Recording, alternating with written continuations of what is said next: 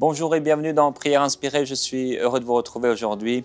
Un court témoignage à vous partager avant de commencer.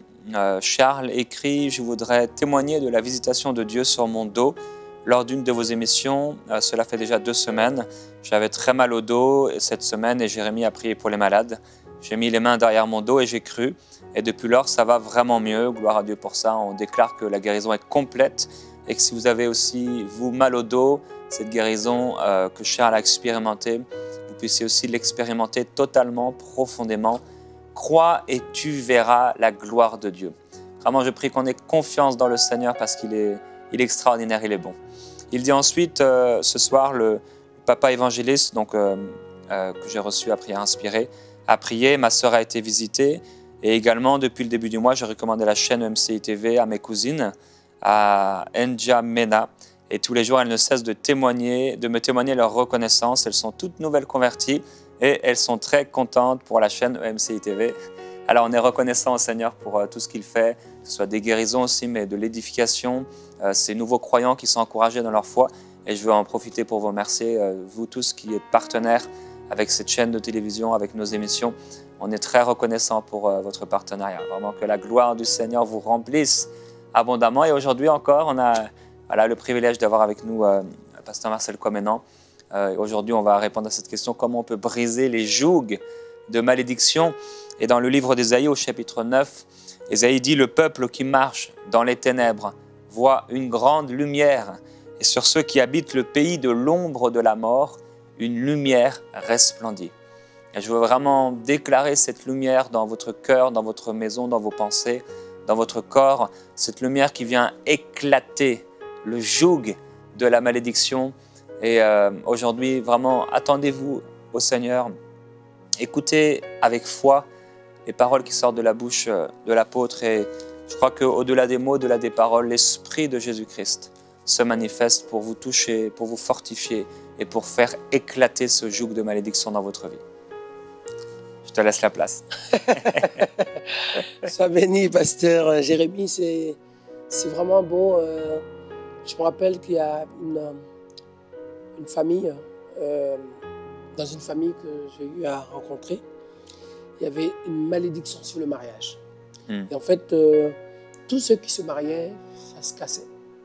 Ça veut dire que le père a divorcé, le grand-père avait divorcé, les frères et sœurs n'ont même pas pu se marier.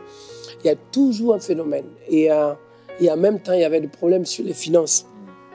Et en fait, ce qui se passait, c'est que c'est comme quelque chose qui venait à ravager, enfin détruire toutes ces économies qu'ils faisaient. Et il y avait une accumulation de situations. Et ils se sont dit, mais moi, je vis la même chose, l'autre vit la même chose, ma mère a vécu la même chose, ma tante vit la même chose, mon père a vécu la même chose, ma grand-mère. Vous voyez, c'est dans cette trace qu'on voit que quand même, c'est pas qu'une personne, tout le monde. Et ces malédictions sont souvent des jougs, d'autres ce sont des héritages. Et c'est encore plus difficile lorsque c'est un héritage parce que tu n'as rien fait pour vivre ce que tu vis. Tu es né seulement, tu n'as rien demandé, quoi. Et j'ai pris cette famille en main. Je commençais à prier, demander la puissance du Saint-Esprit. Je commençais à prendre autorité. Et je voyais dans cette famille un esprit comme un serpent, voilà, qui avait encerclé dans cette famille, qui en permanence avait ses yeux fixés sur cette famille, ces gens, en fait. Et ce qui se passait, c'est que c'était tellement présent, cet esprit de malédiction qui a été... en fait, il y avait des pactes qui ont été faits à l'époque, où les gens, peut-être pour s'en sortir un peu, quand on parle un peu des traces de vaudou, enfin des œuvres de vaudou, l'équivalent, en fait, c'est que ce sont des choses souvent qui ont été faites à l'époque et qui, par héritage, continuent au fur et à mesure à peser sur des familles et qui réclament pour continuer à perdurer un peu la domination ou cette sorcellerie, en fait, a besoin de se nourrir dans le sang, dans la mort, dans l'échec.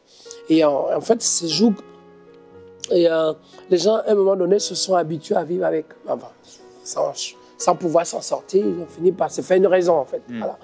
Donc, il y a un qui s'est converti et qui m'a dit, pasteur, je veux vraiment m'en sortir, je veux que ma famille soit sauvée. Et lorsque j'étais emmené dans cette famille, que je vis ce qui se passait, jeûne et prière. Et Jésus dit, cette sorte, le démon ne peut sortir que par le jeûne et la prière. Parce que la Bible dit quoi? Que cet esprit se manifestait dans la vie de l'enfant et l'amenait, le poussait à tomber dans du feu et dans de l'eau pour le faire périr. C'est quand même calculé. Ça veut dire que l'esprit ne le conduit pas dans un lit pour dormir. Il ne le pousse pas dans, je veux dire, dans un espace douillet, tranquille. Il le pousse dans le feu pour le brûler. Il le pousse dans l'eau pour le noyer. Donc, l'esprit, c'est joug.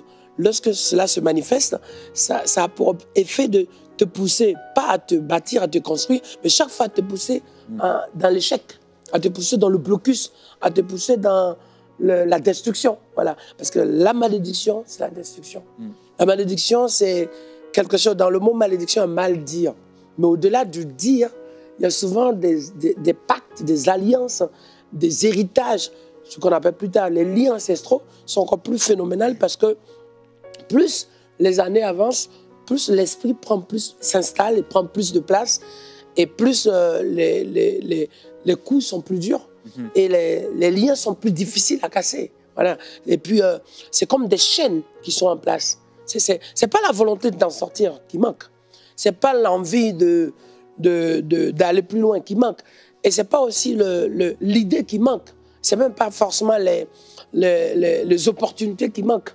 Mais il n'y a rien qui bouge. Tu fais ce qu'on appelle du surplace.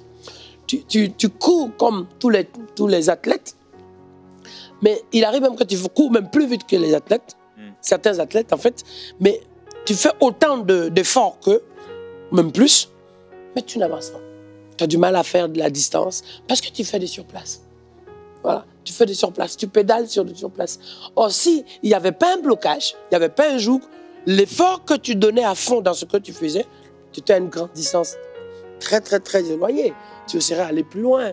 Tu aurais réussi dans tes concours, dans tes examens, dans tes diplômes. Tu aurais progressé dans tes projets. Tu aurais fini tes constructions, tes plans. Voilà. Mais ce blocage, il est spirituel. C'est un joug qui n'est pas visible. Mais on le sent, tu vois. Et pour finaliser le sujet du serpent, et en fait, ce serpent avalait en esprit tout ce qui était en place. Et ce serpent qui était en place, et qui était un peu comme un dragon, hein, avec plusieurs têtes, était là spécialement. Et lorsque les gens marchaient, les gens étaient quelque part, lorsqu'une situation de bonheur arrivait, il y a toujours un effet à nuire derrière. Un mariage qui se prépare, ça se casse. Voilà. Il y a à la veille d'une grande réussite professionnelle, ça tombe à l'eau. À la veille d'un projet en finalisation, ça tombe à l'eau. Le joug, c'est pas quelque chose qu'on ne décide pas de dire qu'on a un joug. Ce sont les effets, par les effets et les œuvres qu'on constate le joug. Et en fait, lorsque cette sœur marchait, par moments, elle sentait le regard de ce serpent qui la suivait. Et en fait, c'était palpable dans sa vie à elle. Au nom de Jésus, je pose la main, je commence à chasser. Je vois que ce sont des liens ancestraux. Alors, ça a duré quelques semaines de prière, ça a été un temps de délivrance. Et Jésus dit à la résurrection de Lazare, déliez-le, laissez-le partir. Vous voyez, c'est lorsque Lazare est ressuscité, il a encore, c'est vrai qu'il a la vie de Christ, mais il a encore les bandeaux de la mort qui étaient sur lui. Et souvent, en fait, ces liens proviennent souvent peut-être de ce qui nous a terrassés, de ce qui a été complètement proclamé sur notre vie, des forteresses qui sont dans les familles, ce qu'on appelle l'homme fort. Et la Bible dit quoi? Tu ne peux pas rentrer dans une maison sans avoir lié l'homme fort. Et cet homme fort qui est là, en fait, est là par la présence de ces œuvres de joug, de ces malédictions, qui se nourrit dans ça. Et des accidents, des maladies, des choses, des attaques, des épreuves qui se répètent chaque fois. D'autres, c'est chaque fin du mois. D'autres, c'est... Il arrive même que certaines personnes, à chaque lever de lune. Bon, après, il ne faut pas tomber dans le paranoïa. Mais c'est des gens qui vivent des choses terribles. Et ces malédictions, c'est comme si à chaque étape de la vie, à chaque veille de bénédiction, il y a toujours quelque chose qui se passe pour annuler, pour casser, pour freiner l'élan de la personne. Et là, il y a besoin de prendre conscience en Christ maintenant, nous ne sommes plus sous la malédiction. Amen. Nous n'appartenons plus à la genèse de cette malédiction. Nous sommes maintenant à la genèse de la création de Dieu. Et en fait, cette malédiction, malheureusement, elle fait beaucoup de dégâts. Parce qu'on est souvent en Christ, mais on est encore lié par certaines choses, lié par certaines traditions, lié par certains héritages de coutumes. Alors, et on est encore tenu en secret par certaines choses qu'on n'a pas lâchées. Parce que c'est comme le cancer. Le cancer, quand il n'a plus rien à se nourrir, il meurt. Et comme un microbe. Le microbe, quand il n'a rien à se nourrir, il meurt. Donc, au lieu de dire, oui, la malédiction, je la chasse, mais regarde dans ta vie, quelles sont les œuvres de malédiction. Et si c'est un héritage que tu as, crois seulement aujourd'hui. La puissance de Dieu va te sortir de là. Et aujourd'hui, il ne faut plus marcher comme si on était encore à l'époque. Nous sommes convertis, nous sommes au Seigneur. Même si nos parents, comme la Bible dit, les parents ont mangé le fruit vert. Et ce sont les dents des enfants qui sont agacées. Vous trouvez, c'est phénoménal. Ça montre que quelque part, souvent il y a des choses que les gens ont fait, nos parents ont fait, et on a subi les conséquences. Mais moi je dis maintenant au nom de Jésus, il ne faut pas marcher dans ce plan, dans cette facilité, dans ces ruses. Il ne faut pas marcher dans ces choses qui sont aujourd'hui des moyens de captivité. Nous devons nous lever et dire non, je n'appartiens plus à ce monde. Amen. Je ne fais plus partie de cet environnement. Ma vie est à Christ. Vous voyez, et là, il y a besoin de quoi? Il y a besoin de prendre autorité. Et là, il y a besoin de toutes les âmes, par contre. Il y a besoin du casque du salut pour protéger sa vie. Il y a besoin de l'épée de l'esprit pour couper. L'épée de l'esprit n'est pas faite pour couper de la banane, couper de pommes de terre, ou couper de les pommes ou des oranges. L'épée de l'esprit est faite pour couper les liens qui nous tiennent, les liens du passé. Parce que le meilleur moyen pour le diable de tenir quelqu'un en activité, en captivité, c'est faire quoi? C'est le ramener sur son passé. Ramener sur son passé peut être peut-être à 1 mètre, 1 kilomètre et même plus loin. Et lorsque on commence à avancer et que ce passé qu'on croyait oublier revient surgir dans notre vie, on se retrouve un peu confus même. Et c'est pour ça que c'est important que ces malédictions qui ont été manifestées, pesées sur nos familles, ou pesées sur nous, ou produites sur nous, que par la puissance du Saint-Esprit, par l'épée de Dieu, on puisse les couper maintenant. Amen. Et briser ces choses maintenant. Prendre l'autorité, dire maintenant, je coupe, maintenant je brise ces choses. Je sors de cet environnement, je chasse, alléluia, je chasse. Et ce joug va se briser. Pourquoi? Parce que le joug, à l'époque, on mettait le joug au cou et on le reliait à un autre élément, c'est peut-être quelqu'un d'autre encore qui est lié, ce qui fait que tous ceux qui ont le joug ont quelque chose qui les lie soit par les pieds, soit par le cou. Et qui font que les gens ne sont pas libres. Parce que quand tu es un joug, tu n'es pas maître de toi-même. Tu n'arrives pas à avancer comme il se doit. Tu avances au rythme de ce qui t'y retient. Voyez? Donc c'est une fausse liberté en fait. Donc il est temps aujourd'hui que les enfants de Dieu puissent savoir maintenant que Dieu les appelle dans l'espérance. L'ennemi veut les ramener dans le désespoir, dans la destruction. Mais la Bible dit quoi? Christ en nous, l'espérance de la gloire. Nous sommes arrivés à cette phase-là où il est temps maintenant que tu comprennes une chose, que tu te lèves et que tu prennes autorité parce que Christ a donné l'autorité et le pouvoir. Il dit tout pouvoir m'a été donné. Ah là là là. Sur la terre et dans les cieux. Donc si Christ habite à moi, ce pouvoir de Christ est manifesté dans ma vie. Donc il est important aujourd'hui que cette malédiction, qu'elle soit financière, mariage, maladie, personnelle, sur tout ce qui nous concerne, cette malédiction a sa limite. Ça veut dire qu'à partir d'aujourd'hui, à partir du moment où on donne sa vie à Dieu, elle ne va plus continuer sur mes enfants. Elle ne va plus continuer sur ma progéniture. Elle ne va plus continuer sur ma vie quotidienne. Elle s'arrête à partir du moment où on donne sa vie à Dieu. Mais on donne sa vie à Dieu, mais on donne le tout qu'on est. Parce que les gens donnent souvent à Dieu, mais il y a des parties dans leur vie qui ne veulent pas laisser Christ toucher. Et du coup, ils ont des parties de vie cachées. Ils font certaines choses, mais continuent encore d'être liés dans certaines traditions, dans certaines méthodes. Il arrive même que ce soit même de l'incrédulité. Il arrive même que ce soit carrément des mentalités pour lesquelles ils luttent avec. Il y a des gens qui se retrouvent encore à garder beaucoup plus de la culture. Ah non, moi, c'est ça. Oui, j'ai laissé tout à Dieu, quoi. Mais quand même pas ça. Et puis, les gens ont du mal à pardonner. Par exemple, ce sont des petites choses. Mais en fait, c'est rien. Mais si on veut vraiment sortir de la malédiction, si on ne veut pas être dans l'environnement de ces malédictions, il faut qu'on prenne le chemin où on s'abandonne entièrement à Christ. Et que le diable n'est rien. C'est ce que Jésus a dit à Pierre. Satan n'a rien à moi. On peut être chrétien. Alors, si Jésus dit Satan n'a rien à moi, excuse-moi, arrête. Et Jésus dit à Pierre, je priais pour toi. Ouais, parce que Satan voulait te faire quoi? Cribler comme du froment. Autrement dit, en poudre. Voyez, tout ce que tu fais part en fumée. Tout ce que tu fais disparaît, se fragmente, se détruit. C'est ça que Satan veut faire. Il voulait faire sur Pierre. Et Jésus dit, je priais pour toi. Alors, c'est bien de dire, je répète, je suis béni, je suis guéri. Ok, mais là, il y a besoin de prière. C'est le meilleur moyen et la seule forme, le seul format qui existe pour pouvoir sortir et être protégé de la malédiction. Il dit, je priais pour toi. Je prie autorité pour toi. Aïe, aïe, aïe. Et lorsque tu rentres dans la prière et que tu es dans la flamme de la prière, ce que tu proclames, my God, ce que tu ordonnes, perce l'atmosphère spirituelle. Mais en même temps, l'atmosphère spirituelle qui est percée, ça perce les œuvres du diable. Ça brise les œuvres du diable. Et Satan n'aime pas les gens qui prient. Les gens qui prient commencent à prier en langue. Les gens qui prient sont en intercession. Les gens qui prient comme des sentinelles qui se lèvent pour porter la charge de leur famille, pour le surcharger. Non, le porter et le donner au Seigneur. Ce fardeau, il le donne au Seigneur. Ces sujets, il le donne au Seigneur. Ces situations, il les donne au Seigneur. C'est ça, en fait, qui va nous amener. Et on regarde un peu Daniel, chapitre 9. Qu'est-ce qui s'est passé? La Bible dit que à la mort du roi, Daniel, en fait, il constate que, en tant que serviteur de Dieu, prophète de l'Éternel, qu'il y a une malédiction de 70 années qui pèse sur le peuple de Dieu. 70 ans de malédiction. C'est énorme.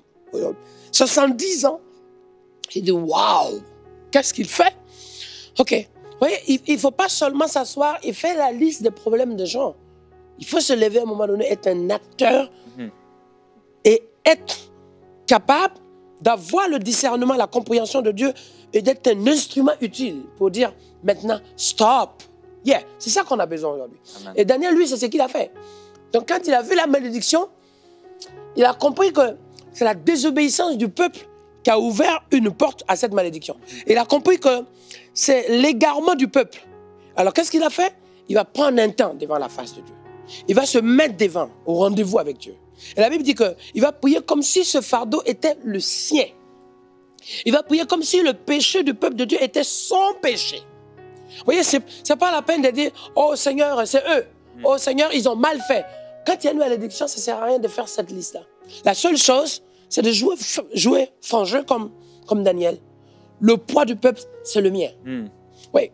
L'épreuve du peuple, c'est la mienne. J'avais justement deux choses à partager que je ressentais. La première des choses, c'est que, comme tu l'as dit au début, tu as vu ce serpent, le discernement. Ouais. Et il est possible que des gens qui sont comme sous une malédiction, Dieu vous ouvre les yeux sur le nom du démon, sur l'objet qu'il utilise ou comment il est entré, comme tu viens de le partager. Ça, c'est déjà une chose. Et également, dans cette première chose, c'est que quand Dieu vous ouvre les yeux, il vous donne aussi l'autorité de triompher contre ce démon, contre cet esprit. Et la deuxième chose, je ressentais dès que tu as parlé au début de l'émission, qu'il y a quelqu'un qui aurait bien voulu que tu sois dans sa maison pour pouvoir prier pour lui.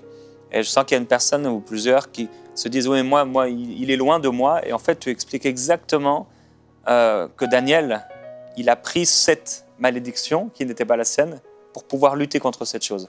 Et qu'est-ce que tu pourrais répondre à cette personne qui nous regarde et qui dit « Mais Marcel, comme maintenant, j'aurais voulu que tu sois là dans ma maison, mais est-ce que je peux être délivré? Est-ce que la prière que tu vas faire? Justement. En fait, Daniel n'a pas été dans la maison, mais il a pris ce sujet.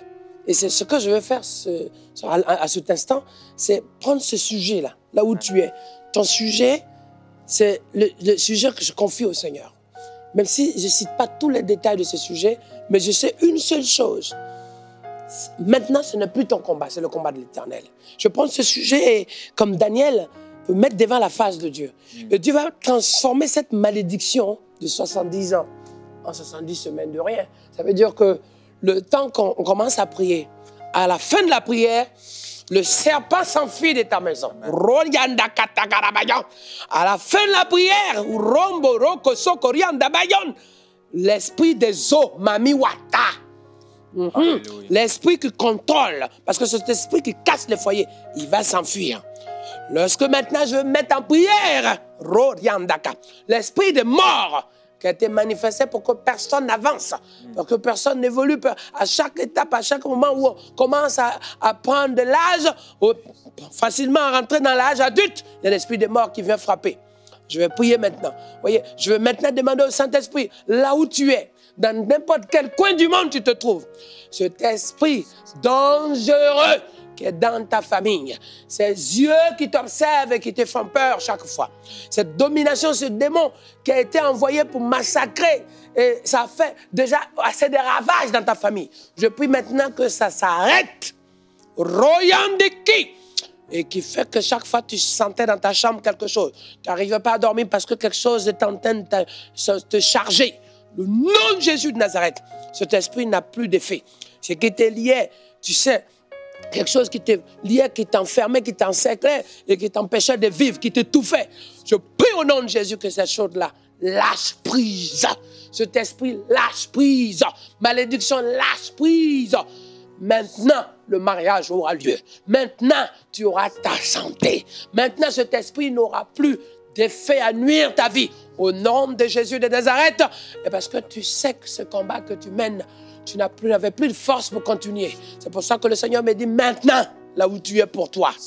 De façon particulière, cet esprit est tellement dangereux que cet esprit sort de la forêt, sort de très loin. Cet esprit prend toutes les formes d'images. Cet esprit se fait comme un multiplex. Ça veut dire que ça prend les formes de différentes formes pour pouvoir, différentes images, pour différentes manières, pour pouvoir t'attaquer, t'agresser, te piéger. Au nom de Jésus de Nazareth, je proclame que tu sois libéré. Je proclame que tu sois délivré. Je proclame que tu sois arraché maintenant. Arraché maintenant. Je dis bien, arraché maintenant. Rokondo koramamama. Arraché maintenant. Que tu sois maintenant libéré maintenant. Que tu sois maintenant. Que Dieu t'arrache. Alléluia. Dieu t'arrache des mains de ces forteresses de sorcellerie. Que Dieu t'arrache. Rikanda, c'est qui attaque cette malédiction sur tes finances, sur ta vie, qui fait que tu n'arrives à rien faire. Tu commences, tu finis jamais. Cet esprit, oui, maintenant, ce sujet qui te porte et que tu tiens à cœur fortement, cet esprit qui fait que chaque fois que tu as un enfant, il y a quelque chose qui vient troubler et nuire. Cet esprit va lâcher prise. Esprit de destruction. Forteresse, écoute-moi bien. Forteresse, écoute-moi bien.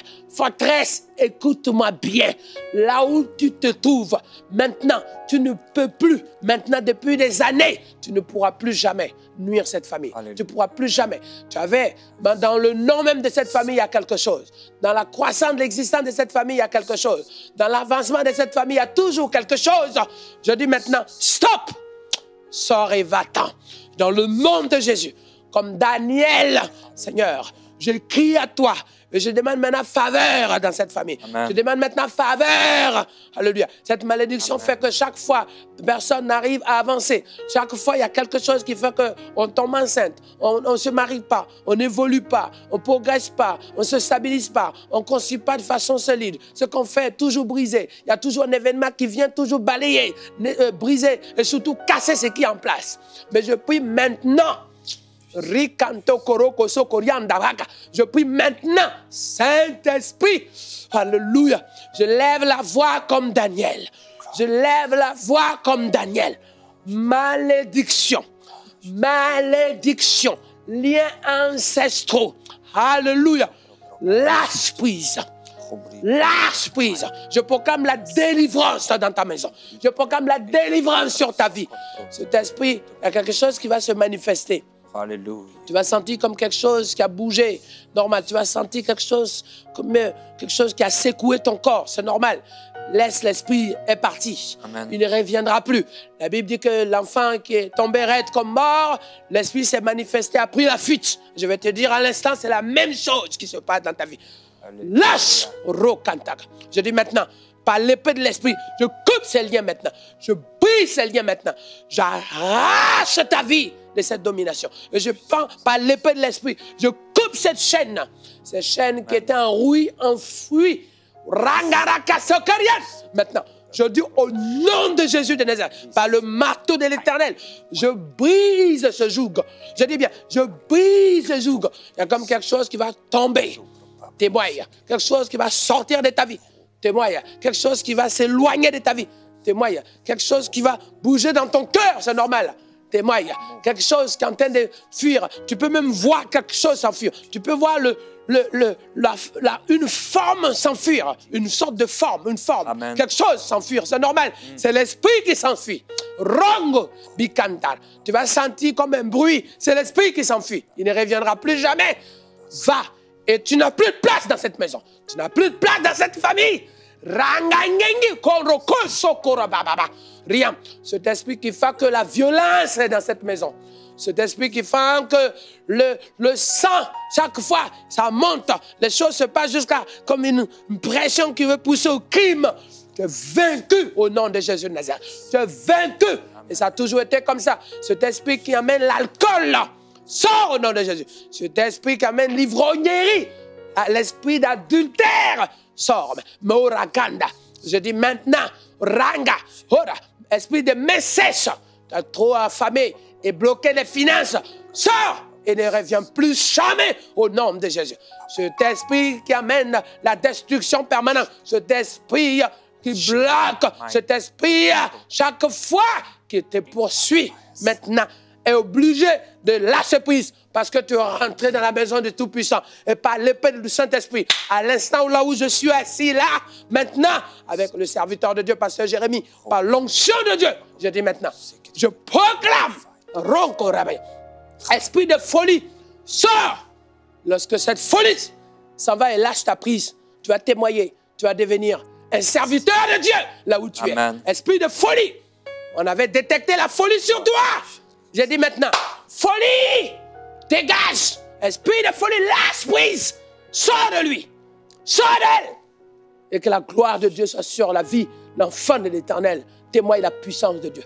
Cet esprit s'en va, il s'en va et il ne revient jamais. Il va dans les lieux arides, esprit mauvais, ta place est dans les lieux arides. Au nom de Jésus, par l'autorité de Dieu, je proclame la puissance du Saint-Esprit, serviteur de Dieu.